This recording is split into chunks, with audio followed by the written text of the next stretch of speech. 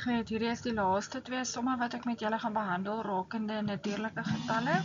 Ek dink na hierdie paar somme het julle 'n idee wat is die vereistes van 'n natuurlike getal. Eerste een is pi.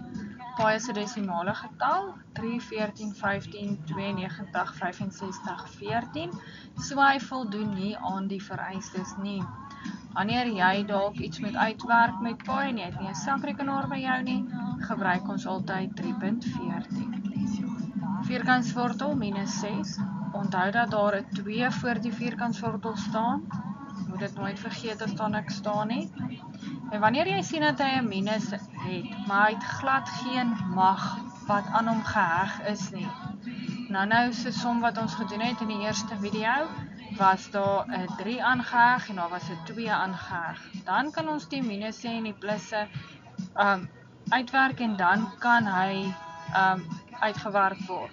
Maar wanneer daar 'n minus staan en daar staan ons 'n voorbeeldige 1, dan as jy hom in jou sakrekenaar gaan insit, dan gaan dit 'n math error wees.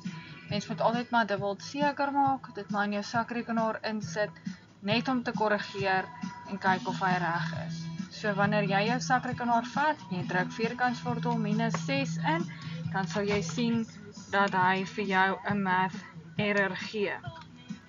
Jy is meer as welkom om dit gou te toets met jou sakrekenaar en te kyk of dit werk. Maar sou daar 'n 3 aan die bokant wees, hier waar die 2 nou eintlik staan, as daar 'n 3 was en jy sit dit in jou sakrekenaar, dan sal hy kan uitwerk. Mens moet maar net seker maak dat wanneer daar net niks daar staan nie en is 'n 2 en hy het 'n minus in, dan het hy 'n math error. Goed. Kom ons kyk net gou weer aan die vereistes van 'n natuurlike getal. Dit moet 'n positiewe getal wees. Die getal kan nie 'n 0 wees nie. Die getal mag ook nie 'n desimaal wees nie. So enige positiewe getal van 1 tot oneindig, geen desimale en die 0 is uitgesluit.